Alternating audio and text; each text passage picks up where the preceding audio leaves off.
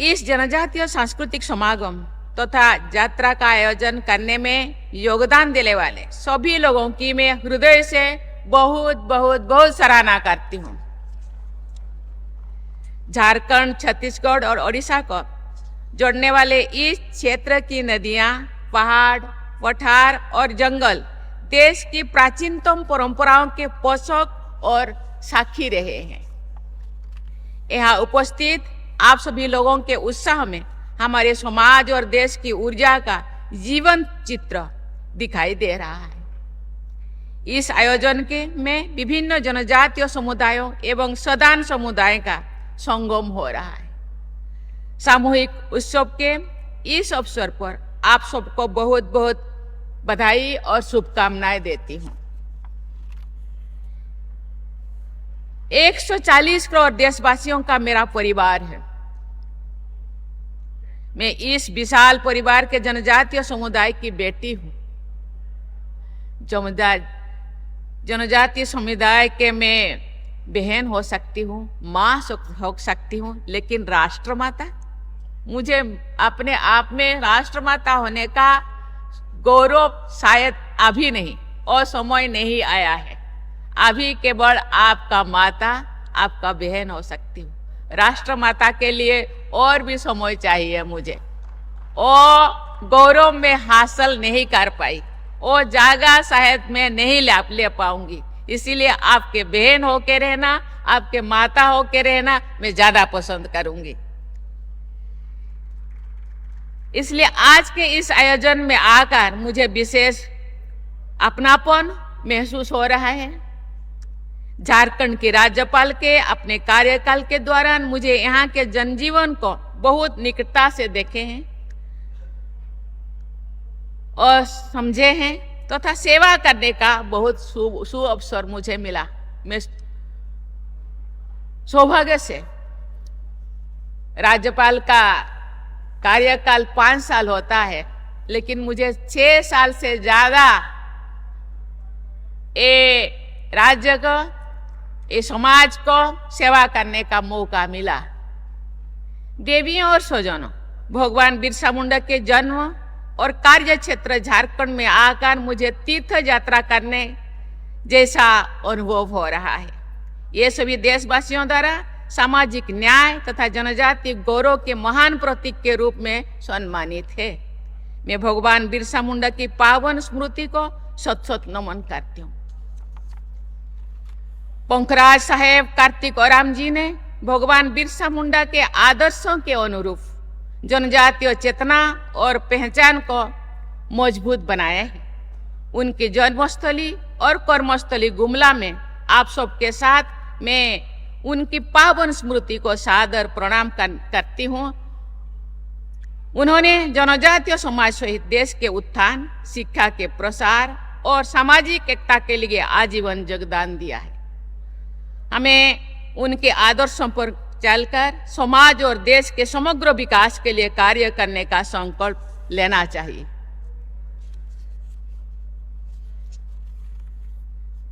दिसंबर के महीने में ही 44 इयर्स पहले बाबा कार्तिक ओराम जी का शरीरांत हुआ था, लेकिन अपने अद्भुत व्यक्तित्व और कार्य के आधार पर ये सदा अमर रहेंगे। बाबा कार्तिक ओराम जी केवल ओराम समुदाय की नहीं, बल्कि समस्त जनजातीय समुदायों और सभी देशवासियों के लिए प्रेरक विशारद छोड़ गए हैं। बहुमुखी प्रतिभा के धनी पंखराज साहेब कार्तिक ओराम जी जनजातीय समाज के गौरव है, भारत के गौरव है। उन्होंने विदेश में उच्च शिक्षा प्राप्त की थी तथा अनेक महत्वपूर्ण पदों को सुशोभित किया था, लेकिन वे अपने माटी से तथा अपने लोगों के साथ हमेशा गहराई से जुड़े हुए थे। बाबा कार्तिक ओराम जी ने शिक्षा के प्रचार प्रसार को बहुत महत्व दिया। शिक्षा व्यक्ति, परिवार और समाज के निर्माण के मूल मंत्र है। शिक्षा विकास का कुंजी है। आज जो सपने देखे थे यहाँ एक विश्वविद्यालय होगा, ये एक जगह, ये एक स्थान जहां इतने सालों से आप यात्रा के रूप में यहाँ छत्तीसगढ़, झारखंड, ओडिशा के लोग यहाँ समाहित होते हैं, यात्रा मनाते हैं, उनको याद करते हैं। मुझे लगता है ये एक बहुत अच्छा सुविधा है। भगवान का छत्तीसगढ़, झारखंड और ओडिशा के ऊपर बहुत आशीर्वाद है। संयोग से झारखंड के मुख्यमंत्री जनजाति समाज के हैं, छत्तीसगढ़ के मुख्यमंत्री जनजाति समाज के हैं, ओडिशा के मुख्यमंत्री भी जनजाति समाज के हैं, क्योंकि शिक्षा विकास का कुंजी है। एक मुख्यमंत्री होने के नाते जितने विभाग है, सभी विभाग का विकास करना, आगे बढ़ना कर्तव्य है। लेकिन सभी विभाग तो आगे बढ़ पाएगा जब शिक्षा आगे बढ़ेगा। इसलिए मैं समझती हूँ कि मुझे भी अर्जी लगाया गया है यहाँ विश्वविद्यालय हो, मैं अपने तरफ से मैं प्रयास करूंगी। लेकिन यहाँ का कर्तव्य, जमीनी स्तर पे जो अथॉरिटी बैठे हैं, गवर्नमेंट के मुख्य बैठे हैं, मुझे लगता है सब आप लोगों का सहयोग होगा, आशीर्वाद हो तो होगा। शिक्षा का विकास के लिए ये जो प्रस्ताव आप लोगों का एक ना एक दिन जरूर फलीभूत होगा।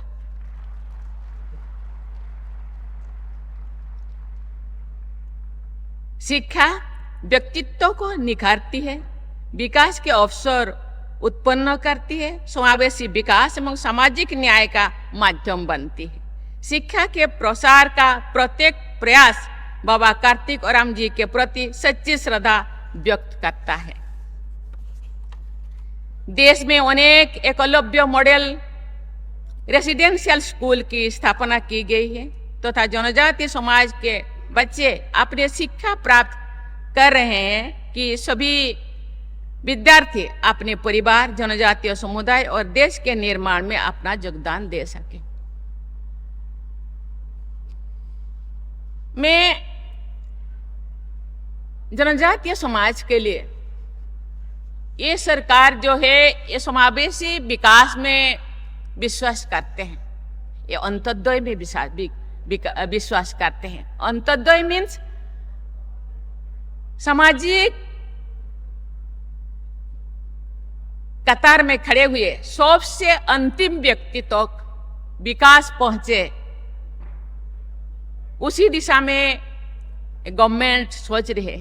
अंतिम माने लास्ट लाइन में जो खड़े हैं, कोई भी एक ऐसे व्यक्ति, कोई भी ऐसे समाज विकास से वंचित ना हो, इसी दिशा में कार्य कर रहे हैं। इसीलिए आज बिरसा मुंडा के जन्म जयंती पालित हो गया है। आज 150 जन्म जयंती बिरसा मुंडा के पालन हुआ है पूरा देश में।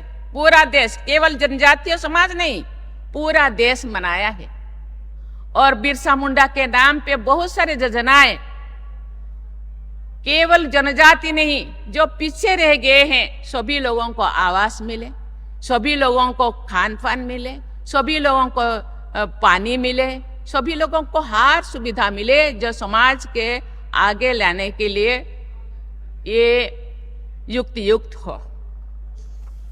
आज आदिवासी समाज में सबसे पिछड़े, आदिवासियों का सबसे, जिसको पीबीटी कहा जाता है, पर्टिकुलरली वल्नरेबल ग्रुप्स, सबसे पिछड़े, जो अभी भी ऐसे समाज है आदिवासियों का जो अभी भी पेड़ में मंच बना कर रहते हैं, अभी भी जंगलों में नीचे सोते हैं, अभी भी उनके पास जमीन नहीं, खान पान नहीं, अभी जैसे जंगलों के पशु पक्षी जैसे दर दर भटकते रहते हैं, अपना आवास चेंज करते रहते हैं, ऐसे समाज अभी भी है।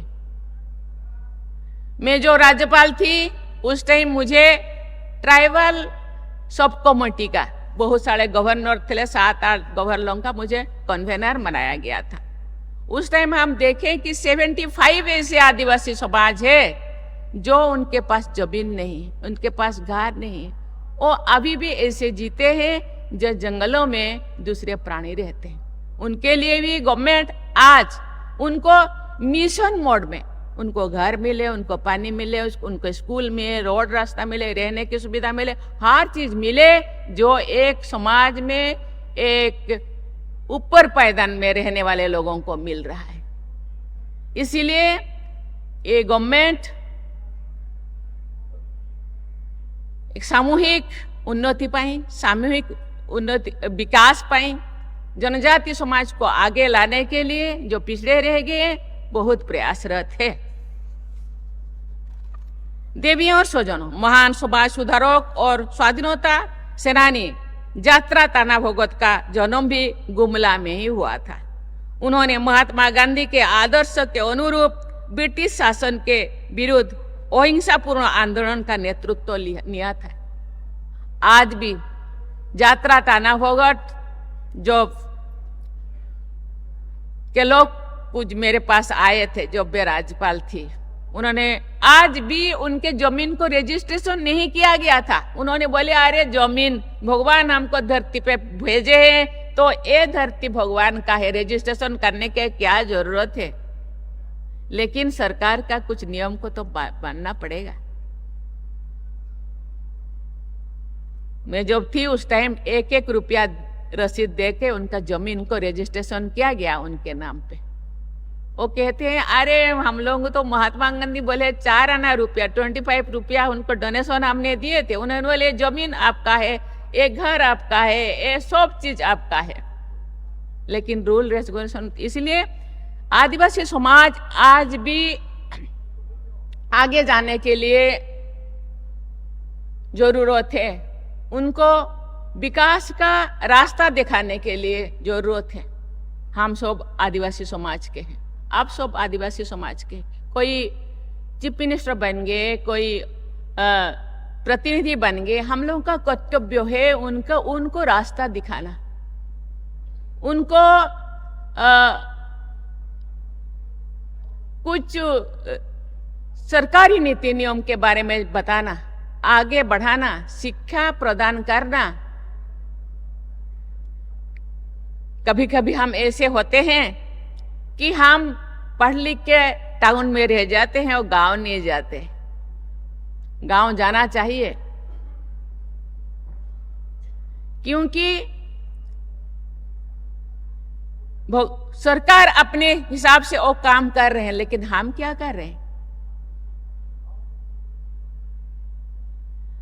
हम लोगों को जहां से हम जन्म ले लिए थे, जिस घर से, जिस गांव से हम आए उसी गांव को जाना पड़ेगा, क्योंकि हम लोगों को भी कुछ काम करना पड़ेगा जनजाति का उत्थान के लिए, उनको दिग्दर्शन देने के लिए, उनका विकास का रास्ता। गवर्नमेंट उनके लिए क्या योजना बना रहे हैं, क्या क्या सुविधा बना रहे हैं, क्या सुविधा लेना चाहिए, क्या सुविधा उनको मिल सकता है, इस दिशा में उनको सचेतित करने की जरूरत है। इस चीज को हम करेंगे तो जिस योजना सब, जिस स्कीमें सब सरकार बना रहे हैं वो क्षिप्र गति से उनके पास पहुंच पाएगा, वो आगे भी बढ़ेंगे, उनका दृष्टिकोण बदल जाएगा, उनका आंखें खोल जाएगा, वो भी आगे जाने के लिए प्रयास करेंगे। ऊपर से जितने भी गवर्नमेंट का स्कीमें जनजाति के ऊपर या गांव के ऊपर या समाज के ऊपर जितने भी स्कीमें बना जाए तो वो सफल हो सकेगा, जो वो स्कीम का बारे में वो लोग को जानकारी मिले। जानकारी देना केवल प्रतिनिधि नहीं, जो लोग पढ़े लिखे हैं उन लोगों को भी गांव जाना पड़ेगा। आज से संकल्प लेना पड़ेगा, मेरे गांव तो मेरे लिए, मैं अडॉप्ट कर रही हूं मेरे गांव को, ये मेरे पश्य पुत्र है, पश्य माता, ये मेरी माँ है, इसको मैं ऐसे आर्थिक रूप से नहीं, आर्थिक सब संबल नहीं है, सबके पास अर्थ नहीं है, लेकिन कुछ तो दिग्दर्शन तो हम दे सकते हैं, जा सकते हैं, लोगों को सचेतित कर सकते हैं। ये काम आज से शुरू कीजिए आपसे कि भाई गवर्नमेंट ऐसा योजना बना दिए हैं, और गवर्नमेंट के जो प्रतिनिधि रहते हैं, अधिकारी रहते हैं ब्लॉक्स में, पंचायत में, ये उनके पास अर्जी लगाना चाहिए कि भाई ये सुविधा हम लोगों के गांव पे हम लोगों के लोगों को मिलना चाहिए।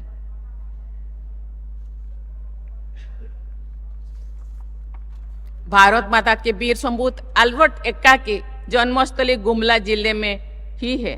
वर्ष 1971 के भारत पाक युद्धों के दौरान उन्होंने वीरता और दृढ़ संकल्प का अद्भुत प्रदर्शन किए। ये देश के लिए लड़ते हुए वीर गति को प्राप्त हुए हैं। उन्हें मरणोपरांत देश के सर्वोच्च युद्धकालीन वीरता सम्मान वीर परमवीर चक्र से सम्मानित किया गया था। इसीलिए ये जो भूमि ये वीर भूमि है, साहसी लोगों का भूमि है। ये केवल देश के समाज के लिए नहीं, ये देश के लिए, ये माटी के लिए ये बलिदान दिए हैं। वर्ष 2000 में देश के 50वें गणतंत्र दिवस के अवसर पर भारत सरकार ने उनकी याद में एक डाक टिकट भी जारी किए थे अल्बर्ट एक्का के नाम पे। साथ ही गुमला में एक ब्लॉक का नाम उनके नाम पर अल्बर्ट एक्का ब्लॉक नाम रखा गया था। मुझे इस बात पर गर्व है कि हाल ही में परमवीर चक्र से सम्मानित भारत माता के सपूतों के प्रति आदर व्यक्त करने का एक विशेष अवसर मुझे प्राप्त हुआ। 1971 के युद्धों में भारत के निर्णायक और ऐतिहासिक विजय का स्मरण करने के लिए प्रतिवर्ष 16 दिसंबर को पूरे देश में विजय दिवस मनाया जाता है। इस वर्ष विजय दिवस के दिन मैंने राष्ट्रपति भवन में परमवीर चक्र से सम्मानित भारत माता के 21 वीर सुपूतों के, उनमें अल्बर्ट एक्का जी भी है, चित्रों और वीर गाथाओं से युक्त परमवीर दीर्घा का उद्घाटन किया राष्ट्रपति भवन में। उस दीर्घा में अमर बलिदान गुमला की धरती पर जन्मे परमवीर अल्बर्ट एक्का का चित्र और जीवन परिचय सदा के लिए विद्यमान रहेगा। कोई भी प्रेसिडेंट आएंगे उनको देखेंगे कि ये परमवीर चक्र विजेता देश के लिए बलिदान, देश के लिए अपने आप को निछावर कर दिए थे। हम सब संघर्ष और बलिदान की भूमि गुमला के महान सपूतों वक्तर साय एवं मुंडल सिंह की वीर गाथा से अवगत है। इस क्षेत्रों के महान जनजातीय वीरों की एक लंबी सूची है।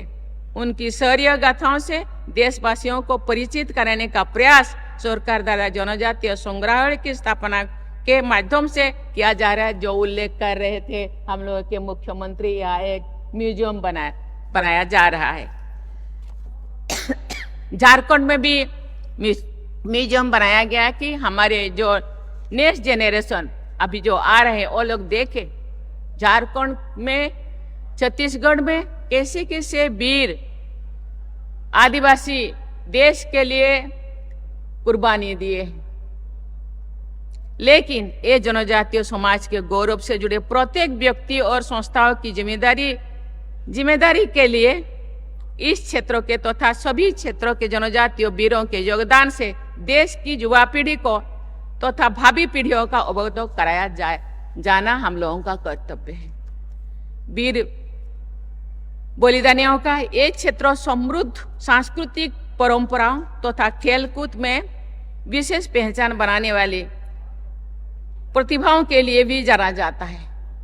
ये आदिवासी समाज पढ़ाई लिखाई में हम कितने सुयोग तो दे पा रहे हैं, लेकिन खेलकूद में और जीन में है।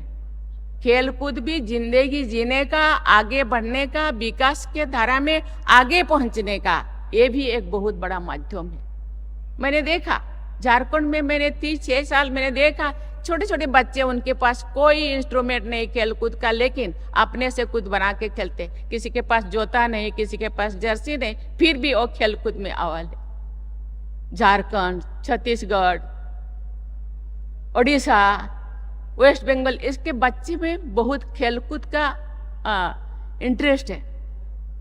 उनको सहयोग करना, हर तरीके के उनको सपोर्ट करना, उनको ऐसे फील्ड बना के देना कि वो आगे बढ़ सके। वो आगे बढ़ेंगे तो राज्य आगे बढ़ेगा, समाज आगे बढ़ेगा। मुझे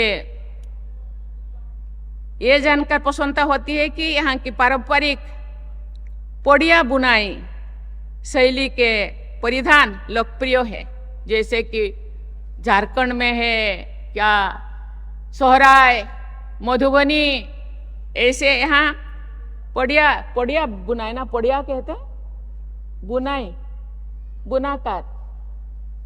ये जनजातीय सांस्कृतिक पहचान के लोकप्रिय होने के केवल एक उदाहरण है। जनजातीय हस्तशिल्प के पूरे विश्व में प्रतिष्ठा भी है और मांग भी है। मैं कभी कभी झारखंड के, बिहार के, छत्तीसगढ़ के कुछ कलाकारों को लेके राष्ट्रपति भवन में भी उनको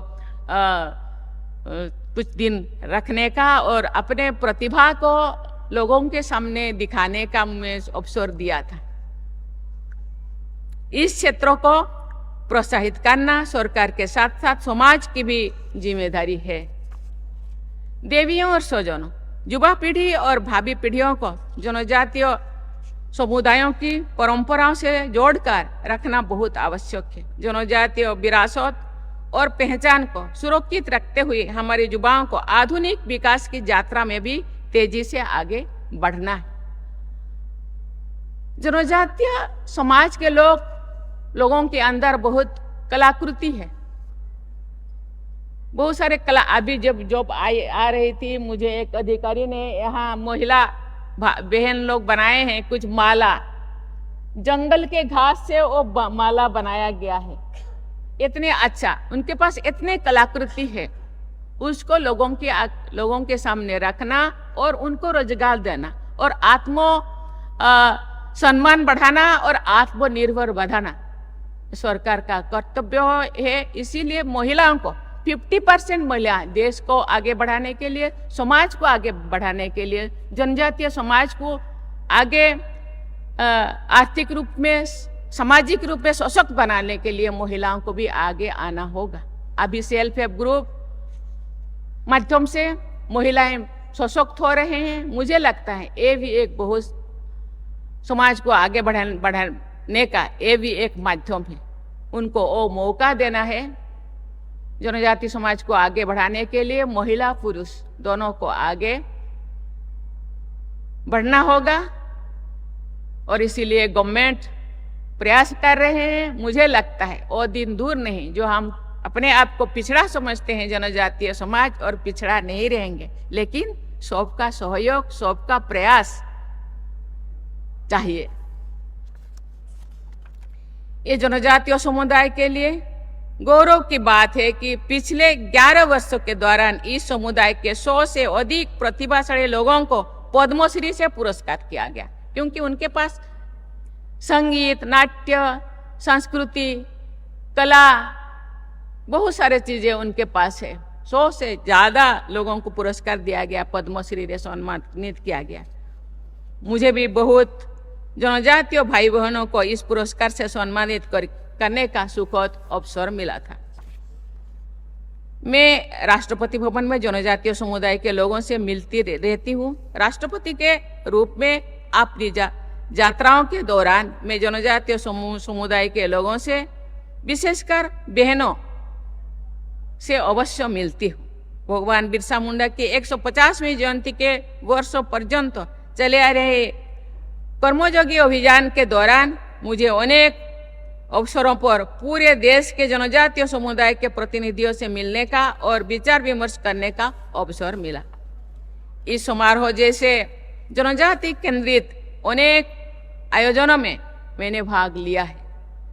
मेरे ये सभी प्रयास जनजातीय समुदाय सहित देश के समावेशी विकास और सामाजिक न्याय के लक्ष्यों से प्रेरित होती है। केंद्र सरकार द्वारा जनजातीय समाज के विकास और कल्याण के लिए धरती आबा जनजातीय ग्राम उत्कर्ष अभियान PM जनधन योजना को क्रियान्वित किया गया है। प्रतिवर्ष 15 नवंबर यानी धरती आबा बिरसा मुंडा की जयंती के दिन जनजातीय गौरव दिवस मनाने की परंपरा शुरू हो गई है। ट्राइबल सब प्लान के तहत 41 मंत्रालय और विभागों द्वारा जनजातीय समुदाय के कल्याण और विकास हेतु कार्य किए जा रहे हैं। मुझे विश्वास है कि जनजातीय समुदाय के सभी लोग विरासत और विकास का समन्वय करते हुए विरासत को भी खत्म नहीं करना है और विकास को भी चलने देना है। आधुनिक प्रगति के पथ पर आगे बढ़ते रहेंगे। इसी विश्वास के साथ मैं सभी अपनी वाणी को विराम देती हूँ और आशा करती हूँ कि जनजातीय समाज के भाई बहन इसी तरह से संगठित होकर अपने कार्य करते रहें और समाज उत्थान में, समाज विकास में अपने योगदान देते रहेंगे। इसी भावना के साथ मैं अपने वाणी को विराम देती हूँ। जय हिंद, जय भारत, जय झारखंड, जय छत्तीसगढ़, जय ओडिशा। Thank you.